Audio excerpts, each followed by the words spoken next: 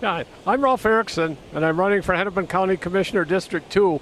And we're here at the Coon Rapids Dam shooting a YouTube video on the dam and talking about how this used to produce quite a bit of power. So would you support a candidate who believes in green, common sense green issues, and someone who was in favor of taking this dam and producing power from it again? Absolutely, because first of all, this thing is here for everyone. I mean, why wouldn't we use it? It's here, everyone sees it. Instead of using other sources of power that are not harmful to our environment, it's not harming anyone or doing anything bad. It's here, we should use it. Thank you. Would you? Absolutely. I mean, a candidate who wants to go green, save Mother Nature, and provide us with energy that's not only cost efficient, but it's also, safe to the environment. And I really respect that and I appreciate it, and I think everyone else should too. Thank you very much. And I would stress that we're looking at something that's a common sense green energy saving project, not something that's pie in the sky. Thank you again. All right, no problem. Cobb, here we are at the Hennepin County side of the Coon Rapids Dam, and I'd like to have a little history on this from you, but first, do you really think that an Asian carp can't get over that? I think anybody that thinks an Asian carp can't swim over this dam needs to have a drug test real quickly. That's what I think. And I can't believe there's anybody in the Minnesota legislature that's willing to give them $16 million to try to patch this dam up, to think that that's going to do any good to stop Asian carp from going upstream. Can you give just a brief history on this? I agree with you on that. And I just to tie that in with what's happening with the dam now. Well, basically, you know how I got started on this dam is you and I were building the windmill together. And a person came up to me one day and said, I really respect what you're doing for clean environment and for renewable energy, but do you know at the same time that you're building this windmill, the government's paying to tear down a hydroelectric dam that's like 6,000 times more capacity than your windmill? And I looked at the guy and said, that's absolutely impossible. And he says, well, Cobb, come on down from your windmill and let's go for a ride. He brought me up here. And I looked at that little dinky windmill that we were building. I looked at the Coon Rapids Dam and I said, there's just something wrong with this picture. So I started studying this dam, and I studied it thoroughly. I met with the people from NSP that used to actually run this dam. I dug up all the records here, and this is just an economic and an environmental atrocity. Depending on you, if you're going to count wholesale or retail value of power, somewhere between $100 and $200 million of renewable energy has gone to waste here under Hennepin County. Gone over the dam. Yep, literally the expression "over the dam." Yeah. I do understand. I remember we were doing that wind generator in 1976, and I remember coming up here and going through the dam and seeing, at the time the turbines were in it, I still believe, and we got a tour. I remember seeing parts of it before they ripped it all out and scrapped it. Yep. So, at any rate, now I understand there's a proposal to refurbish this and to produce twice the power that it had before. What do you think of that? I think it's one of the very few sensible programs that's ever been put forth up here. This dam has been studied, and restudied. I've always said the amount of money that has been spent on studies up here could have paid to rehabilitate this dam.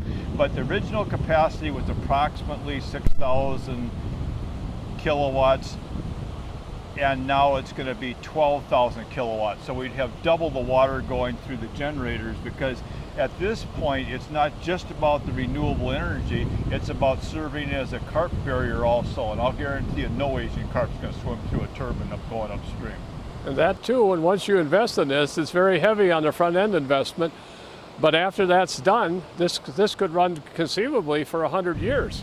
There's lots of hydroelectrics in America that have run for 100 years. And I'd like you to show me a windmill or a photovoltaic that stood for 10 years.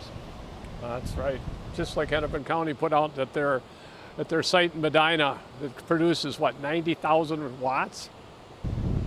Yeah, 1,000, yeah. It's a joke. It wouldn't run the lights up at this dam. So, at any rate, I think we ought to go out in the dam, and there's some pretty interesting signs out there. Okay. So we'll wander out the dam and continue. Okay. So Cobb, the sign behind you there says that electricity generation was stopped here at the dam in 1966 due to ice problems and economies of scale, too expensive to produce. But didn't that sign say something else a few years back? Well, I have a direct quotation right here of what it used to say on that sign. It used to say in the Coon, and this is a direct quote from the Coon Rapids Dam Management Options Report, October 7th, 1993.